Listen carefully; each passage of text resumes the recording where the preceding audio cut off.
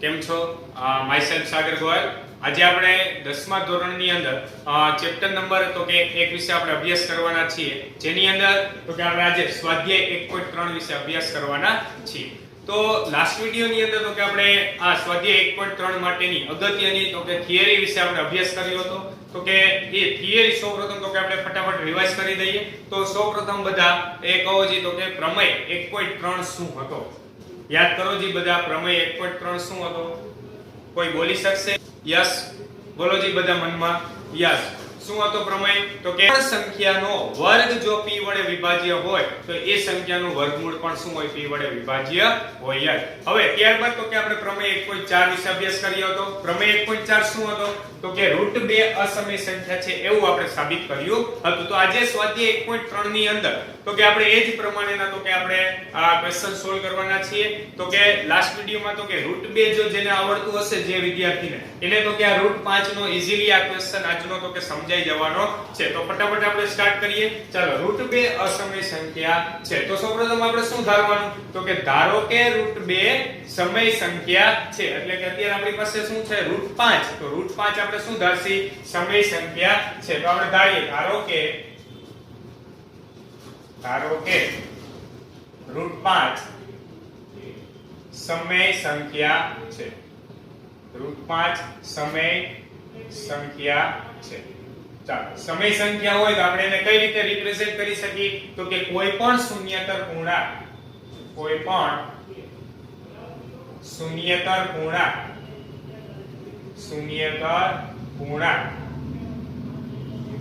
a અને b માટે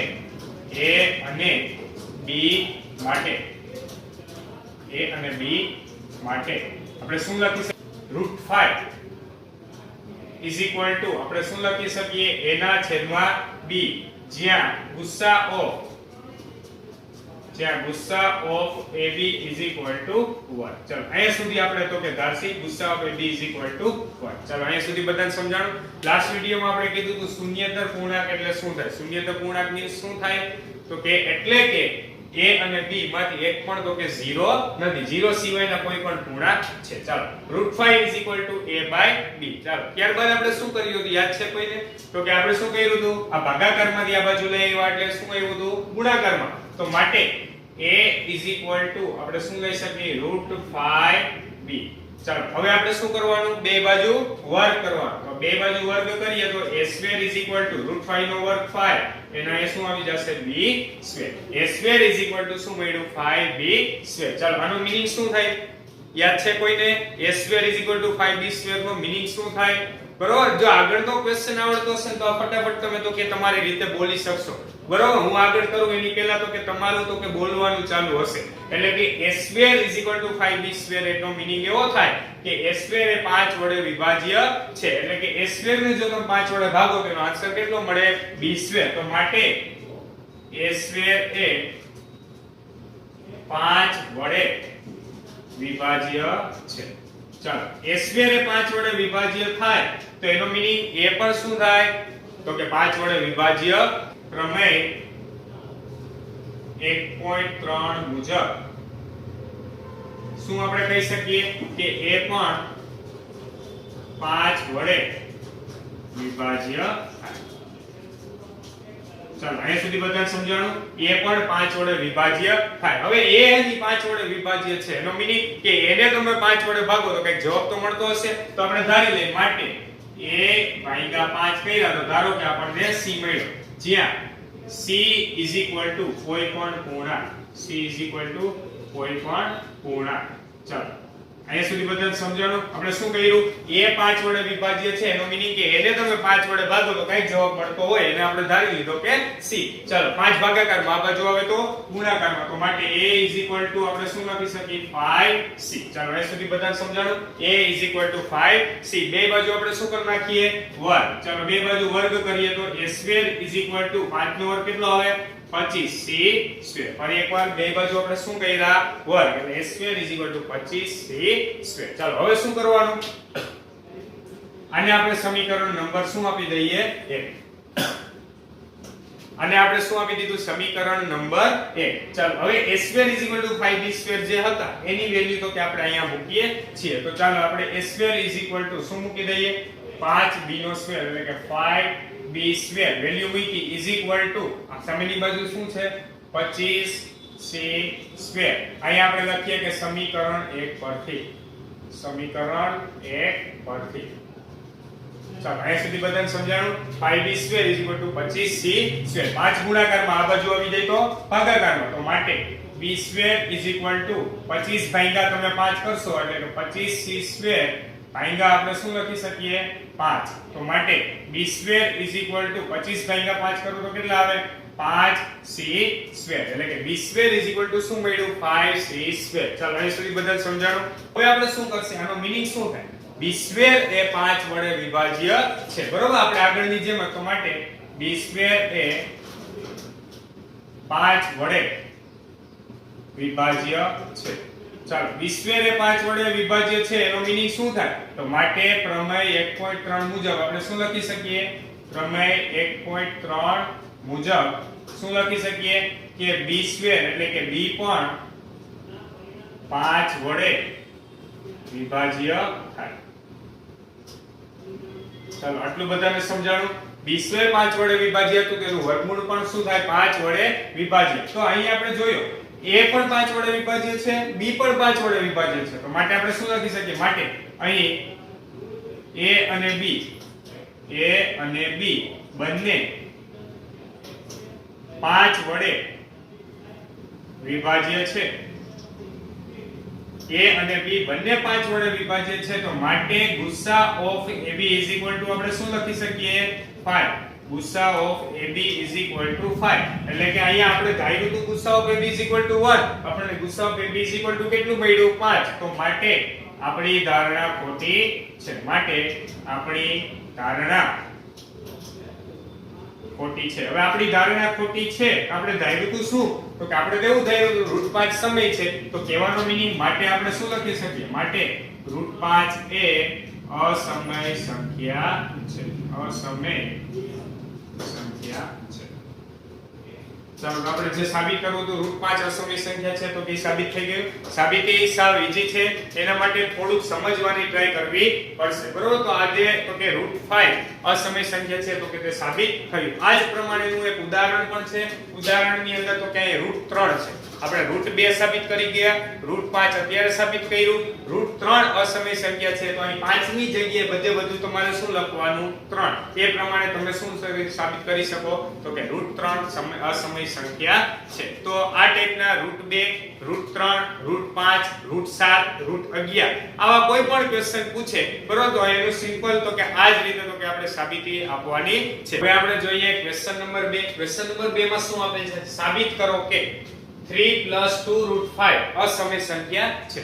તો કે જ્યારે આવું સંયોજન વાળું સ્વરૂપ આપે એટલે કે √2 √3 √5 એ આપણી પાસે સિમ્પલ સ્વરૂપ એ પ્રકારનું એ સિવાયનું તો કે આ જે સંયોજિત જ્યારે સ્વરૂપ આપે એટલે કે સરવાળા બાદબાકી સ્વરૂપ આપે ત્યારે હંમેશા હવે જે આપણે રીતે સાબિતી આપીએ છીએ એ રીતે બધાય સાબિતી આપવાની છે. ચાલો તો આપણે શું કરશું આપણને આ સાબિત કરવાનું કીધું છે અસમય સંખ્યા છે તો આપણે ફરી પાછું આગળના ક્વેશ્ચનની જેમ જ ધારવાનું છે.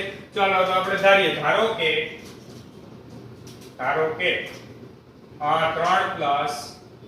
2 √5 તો કે કેવી છે સમય સંખ્યા છે. શું કેવી સંખ્યા છે સમય સંખ્યા છે. આપણે આ સમય સાબિત કરવું છે આપણે એનાથી ઊંધું ધાર્યું કે આ સમય સંખ્યા છે. સમય સંખ્યા હોય તો આપણે એને a/b સ્વરૂપમાં લખી શકીએ. તો આપણે ફરી પાછા લખીએ તો કે કોઈ પણ શૂન્યતર પૂર્ણાંક કોઈ પણ શૂન્યતર પૂર્ણાંક આપણે આગળની જેમ જ બધું વર્ણન આવશે. કોઈ પણ શૂન્યતર પૂર્ણાંક a અને b માટે આપણે શું લખી શકીએ a અને b માટે તો કે આપણે 3 + 2 √5 a/b ચાલો આવું લખી શકીએ આપણે 3 + 2 √5 a/b. જો આ સંખ્યા સમય સંખ્યા હોય તો આપણે p/q સ્વરૂપ એટલે કે a/b સ્વરૂપે આપણે રજૂ કરી શકીએ કોઈ પણ સમય સંખ્યાને તો કે હા એટલા માટે આપણે આ સ્વરૂપે લખી. ચાલો હવે આપણે આગળની સાબિતીથી હવે તો કે ડિફરન્ટ વસ્તુ આવશે એટલે કે સૌપ્રથમ આપણે શું કરવાનું તો કે ડાબી બાજુ અથવા જમણી બાજુ કોઈ પણ એક બાજુ આપણે અસમય સંખ્યા, હવે આપણને ખબર જ છે અત્યારે અહીં કઈ અસમય સંખ્યા છે તો કે √5. આપણને ખબર છે √2 √3 √5 એ બધી સંખ્યા કેવી છે? અસમય સંખ્યા છે. તો જે વર્ગમૂળ વાળી જે સંખ્યા હોય એ સંખ્યાને આપણે કોઈ પણ એક બાજુ એટલે કે એને કરતા બનાવવાનું છે. તો આપણે ડાબી બાજુ ચાલો 2 √5 ને એમાંથી મારે √5 ને કરતા બનાવવા છે. તો આપણે શું કરશી? સૌપ્રથમ તો કે આ સરવાળા વાળા 3 છે પ્લસમાં, ઈ સામેની બાજુ જાય તો શું કેવા થઈ જશે? માઈનસ. તો ચાલો અહીં આપણે લખી શકીએ 2 √5 a/b - 3. શું કર્યું આપણે? +3 ને આ બાજુ લઈએ એટલે કેવા થઈ ગયા? -3. ચાલો હવે આપણે આ બાજુ લસા લઈએ તો અહીં આપણને આવું મળશે 2 √5 એમનામ જ આવશે. આ બાજુ તો કે b ભાગાકારમાં થાય લસા લઈ લે a - 3b/b. બરોબર? અહીંયા b ભાગાકારમાં, આ બાજુ આવ્યો ગુણાકારમાં એટલે a - 3b by શું મળ્યું? b. હવે બે ગુણાકારમાં આ બાજુ આવી જાય તો ભાગાકારમાં. તો માટે √5 a - 3b by શું આવશે? 2b. ચાલો અહીં સુધી બધાને સમજાણું. √5 a - 3b આ બે ગુણાકારમાં, અહીંયા લેવા તો શું થઈ ગયું? ભાગાકારમાં. ચાલો અહીંયા સુધી કોઈને કઈ ક્વેશ્ચન હોય તો બોલો. ફટાફટ ફરી એક વખત જોઈએ.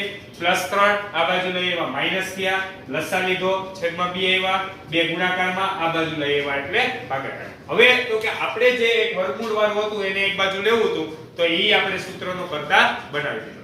ચાલો હવે આનો મીનિંગ શું થયો? જો a છે ને ઈ પૂર્ણાંક, b હે ઈ પણ પૂર્ણાંક છે. આ પૂર્ણાંકની તમે બાદબાકી કરો ઈ પણ તમને શું મળે? પૂર્ણાંક જ મળે. એવી રીતે b પૂર્ણાંક છે એને તમે 2 વડે ગુણો તો ઈ પણ કેવું મળે? પૂર્ણાંક. હવે બધા ખાસ ધ્યાન આપજો. પૂર્ણાંકનો ભાગાકાર તમે પૂર્ણાકારે કરો, અંશ કેવો મળ્યો? પૂર્ણાંક. છેદ પણ કેવો મળ્યો? પૂર્ણાંક. પૂર્ણાંકનો ભાગાકાર પૂર્ણાકારે કરી તો આપણને આન્સર કેવો મળે? પૂર્ણાંકનો ભાગાકાર પૂર્ણાકારે કરીએ તો આન્સર કેવો મળે? પૂર્ણાંક મળે. બરોબર? એ સિવાય કઈ મળી શકે? પૂર્ણાંક સિવાય કઈ મળી શકે કે દર વખતે પૂર્ણાંક જ મળે? તો કે ના, દર વખતે પૂર્ણાંક મળે એવું જરૂરી નથી. પૂર્ણાંક તો મળી શકે પરંતુ એ સિવાય તો કે સમય સંખ્યા પણ મળી શકે. શું કામ? ધારો કે જો અંશમાં ધારો કે 6 આવ્યા, છેદમાં ધારો કે 2 આવ્યા, 6 ભાગ્યા 2 કર્યો તો કેટલા મળ્યા? 3. પૂર્ણાંક એ મળી શકે પણ ઘણી વખત ધારો કે અંશમાં 4 આન્સર આવ્યો, છેદમાં ધારો કે 5 આવ્યો તો 4/5 ઈ શું થઈ ગયું? સમય સંખ્યા. આ સમય સંખ્યા નથી. કેવી સંખ્યા છે? સમય સંખ્યા. તો કહેવાનો મીનિંગ શું છે? જમણી બાજુનો આન્સર ગમે તે હોય ઈ અસમય સંખ્યા તો હશે નહીં. કેવો હશે? સમય સંખ્યા હશે. કારણ શું? ફરી એકવાર પૂર્ણાંકનો ભાગાકાર પૂર્ણાકારે કરી એટલે કે a/b સ્વરૂપ થયું. એવું સ્વરૂપ હંમેશા કેવું હોય? સમય સંખ્યા હોય. તો આપણે લખીએ અહીં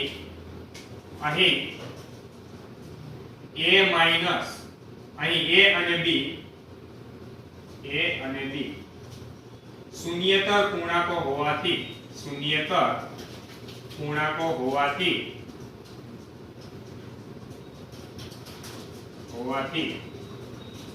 a - 3b/2b કેવું થાય? સમય સંખ્યા થાય. બરાબર? આ જે સ્વરૂપ છે કેવું થાય? સમય સંખ્યા. હવે જો આ સમય સંખ્યા હોય તો આ √5 કેવું થવું જોઈએ? સમય થવું જોઈએ. કારણ શું? તો કે આ બરાબર બેયની વચ્ચે બરાબરની સાઈન. બરાબરની સાઈન બતાવે શું? કે બે બાજુનો આંશર સમાન છે. બરાબરનો હકીકતમાં મીનિંગ શું થાય? બે બાજુનો આંશર સમાન છે એટલે જમણી બાજુ જો આપણી પાસે સમય હોય તો ડાબી બાજુ પણ કેવી થવી જોઈએ? સમય થવી જોઈએ. તો માટે √5 પણ સમય થાય. માટે √5 પણ કેવું થાય? સમય થાય. આની ઉપરથી આપણે એવું કહી શકીએ કે જમણી બાજુ જે હોય સમય તો ડાબી બાજુ પણ એની શું થાય? સમય થાય. પરંતુ √5 તો કેવી સંખ્યા છે? અસમય. પરંતુ √5 એ અસમય સંખ્યા છે. કેવી છે? અસમય સંખ્યા છે. તો હવે આપણે જે ધાર્યું, આપણે તો શું ધાર્યું હતું? આ સમય આ જે સંખ્યા હતી તો કેવી હતી? સમય. આપણને અહીંયા તો √5 અસમય મળ્યો. જો ડાબી બાજુનો જવાબ હતો ને અસમય મળ્યો, જ્યારે જમણી બાજુનો જવાબ હતો એ સમય મળ્યો. આવું તો પોસિબલ નથી. કાં તો બે બાજુ સમય મળવું જોઈએ, કાં તો બે બાજુ કેવું મળવું જોઈએ? અસમય. તો એનો મીનિંગ એવો થયો કે આપણે જે ધાર્યું હતી ધારણા કેવી છે? ખોટી. તો આપણે લખીએ માટે આપણી ધારણા ખોટી છે.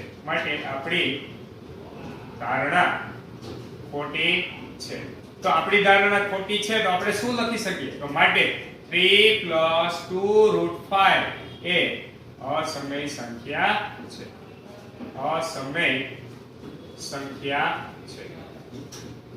બરોબર. તો આ જે ક્વેશ્ચન છે તે સાવ ઈઝી છે, બધા વ્યવસ્થિત રીતે સમજશો તો ઈઝીલી તો કે સમજાઈ જશે. શું કરવાનું છે? સૌપ્રથમ જે સ્વરૂપ આપ્યું છે એને a/b સ્વરૂપે ધારી લેવાનું, ત્યારબાદ વર્ગમૂળ વાળાને કરતા બનાવવાના, અને બાકીનું બધું આપણે સામેની બાજુ જવા દેવાનું છે. તો અહીં પ્લસ હતા એને આ બાજુ લઈ આવ્યા, માઈનસ થઈ ગયા, લસા લીધો, બે ગુણાકારમાંથી ભાગાકારમાં લીધા. હવે a અને b પૂર્ણાંક હોવાથી ડાબી આ જમણી બાજુનું જે સ્વરૂપ છે એનો આન્સર કેવો આવશે? સમય. પરંતુ આપણે √5 કેવું થવું જોઈએ? સમય થવું જોઈએ. પરંતુ આપણને ખબર જ છે √5 કેવું છે? અસમય. હમણાં જ આપણે પહેલા ક્વેશ્ચનમાં સાબિત કર્યું કે √5 કેવું છે? અસમય. તો આ અસમય છે, જ્યારે જમણી બાજુનો જવાબ સમય છે. આવું પોસિબલ નથી. તો એટલા માટે આપણે શું કહી શકીએ કે આપણી ધારણા ખોટી છે. તો માટે 3 + √5 2√5 એ અસમય સંખ્યા છે. તો બધા ક્વેશ્ચન નંબર 2 સારી રીતે તો કે સમજીને નોટ ડાઉન કરી લ્યો. ત્યારબાદ આપણે જોઈએ ક્વેશ્ચન નંબર 3. આપણે જોઈએ ક્વેશ્ચન નંબર 3. ક્વેશ્ચન નંબર 3 માં શું આપે છે? નીચે દર્શાવેલ સંખ્યાઓ અસમય સંખ્યા છે એવું આપણે સાબિત કરવાનું છે. તો અહીં ક્વેશ્ચન નંબર 3 ની અંદર તો કે આપણને અલગ અલગ 3 ક્વેશ્ચન આપેલા છે. જે 3 ક્વેશ્ચન આગળના તો કે ક્વેશ્ચન જો આવડતા હશે એટલે કે અહીં સાબિતીની અંદર મેઈન બે ક્વેશ્ચન સમજવાના છે. એક તો કે આપણે જે √2 √5 વાળું સ્વરૂપ જોયું તે, અને બીજું હમણાં આપણે ક્વેશ્ચન નંબર તો કે સંયોજિત સ્વરૂપ વાળું જોયું હતું, સરવાળા બાદબાકી વાળું સ્વરૂપ. તો આ બે ટાઈપના ક્વેશ્ચન આપણને અહીંયા અલગ અલગ પૂછી શકે. ચાલો આપણે જોઈએ. અહીં 1/√2 આપેલ છે. તો 1/√2 ને આપણે શું સાબિત કરવું છે? અસમય સંખ્યા છે. તો ચાલો આપણે શું કરશી? સૌપ્રથમ તો કે આપણે વિરોધાભાસ વાળું ધારીએ છીએ. તો એ જ રીતે આપણે ધારીએ. ધારો કે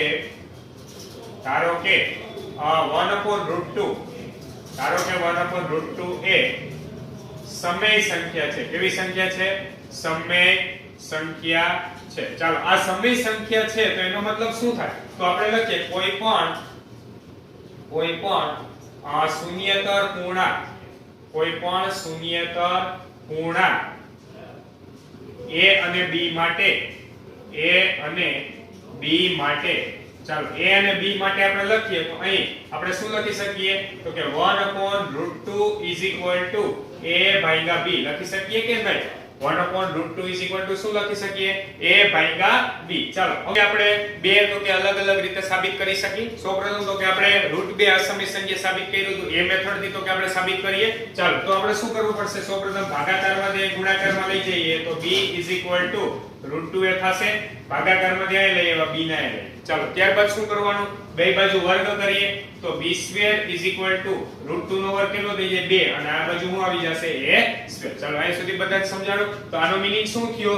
b² એ 2 વડે વિભાજ્ય છે. આગળના ક્વેશ્ચન ની જેવું જ છે. તો આપણે લખીએ માટે b² એ 2 વડે વિભાજ્ય છે. ચાલો હવે b² જો 2 વડે વિભાજ્ય હોય તો પ્રમેય 1.3 મુજબ, તો માટે પ્રમેય 1.3 મુજબ આપણે શું લખી શકીએ? પ્રમેય 1.3 મુજબ b² નું વર્ગમૂળ b પણ 2 વડે વિભાજ્ય થાય. ચાલો અહીં સુધી બધાને સમજાણું.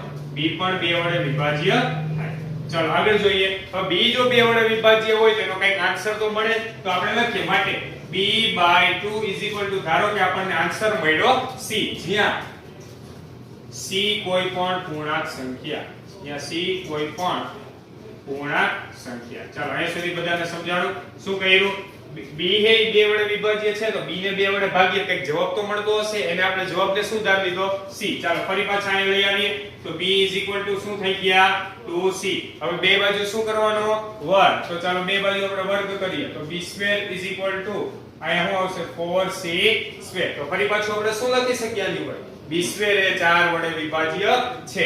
તો આપણે અથવા b² ની સૌપ્રથમ અહીં વેલ્યુ મૂકી દઈએ. શું મૂકી દઈએ? વેલ્યુ. તો b² આપણે વેલ્યુ મૂકીએ તો અહીં શું આવશે?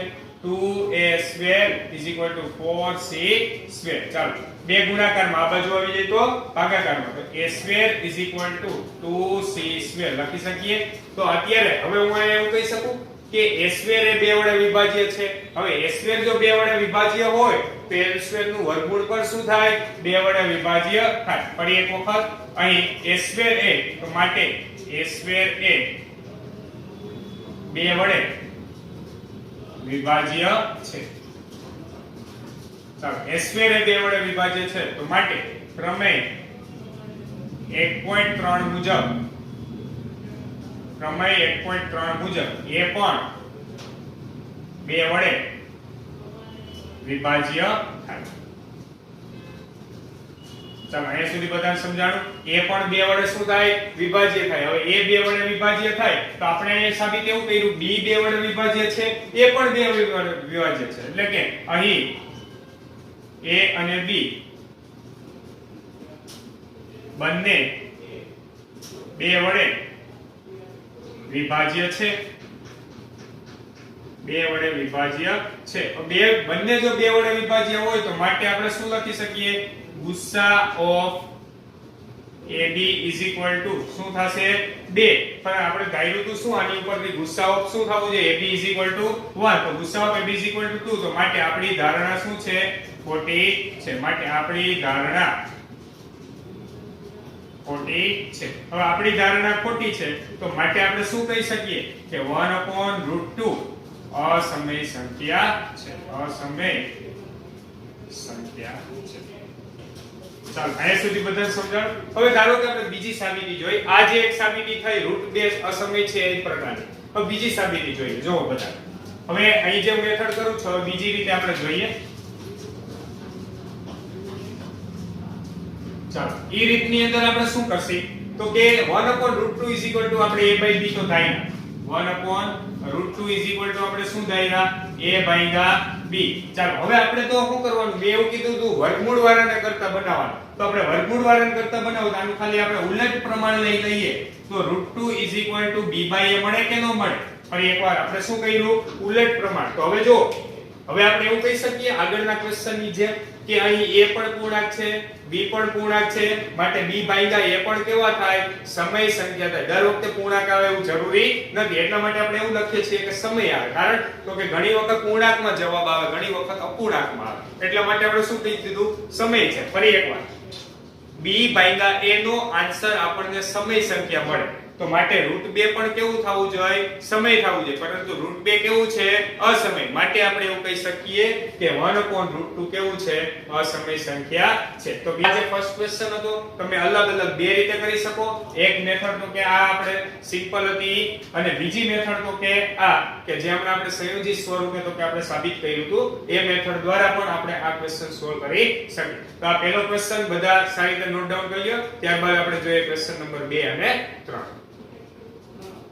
નંબર 2 હાલો એમાં આપણને શું આપેલ છે તો કે 7√5. હવે બધા ક્વેશ્ચન નંબર તો કે આપણે બે જે ભણ્યા એની જેવો જ તો કે આ ક્વેશ્ચન છે તો બધા ખાસ વ્યવસ્થિત તો કે સમજવામાં ધ્યાન આપજો તો બધાને ફટાફટ આવડી જશે. ચાલો અહીં શું કીધું? 7√5.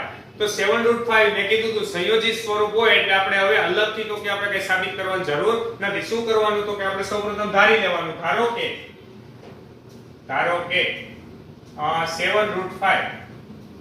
7√5 કેવી સંખ્યા છે? સમય સંખ્યા છે. ચાલો સમય સંખ્યા છે. હવે આપણે સમય સંખ્યા હોય તો આપણે એને શું કરી શકીએ તો કે આપણે p/q સ્વરૂપે લખી શકીએ. તો ચાલો આપણે લખીએ. તો માટે કોઈ પણ શૂન્યેતર પૂર્ણાંક a અને b માટે ચાલો a અને b માટે આપણે શું લખી શકીએ કે 7√5 is equal to a by b. ચાલો આ રીતે લખી શકીએ.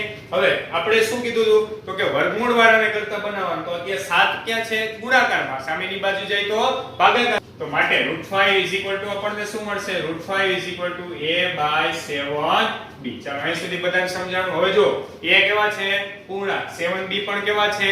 પૂર્ણાંક. પૂર્ણાંકનો પૂર્ણાંક વડે ભાગાકાર કરીએ તો આપણને આન્સર કાં તો પૂર્ણાંક અથવા અપૂર્ણાંક એટલે કે આનો ફાઇનલ આન્સર આપણે શું કહી શકીએ? સમય સંખ્યા. માટે √5 પણ કેવું થવું જોઈએ? સમય. પરંતુ √5 કેવું છે? અસમય. તો આ બધું વર્ણ લખવાનું. તો અહીં a અને b પૂર્ણાંક હોવાથી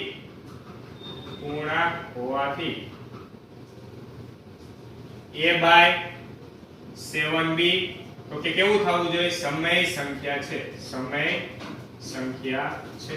ચાલો આ સમય સંખ્યા છે તો માટે √5 પણ કેવું થવું જોઈએ? માટે √5 પણ સમય સંખ્યા થાય. પરંતુ √5 તો શું છે? અસમય, પરંતુ √5 અસમય સંખ્યા છે, અસમય સંખ્યા છે. માટે આપણી ધારણા કેવી છે? ખોટી. માટે આપણી ધારણા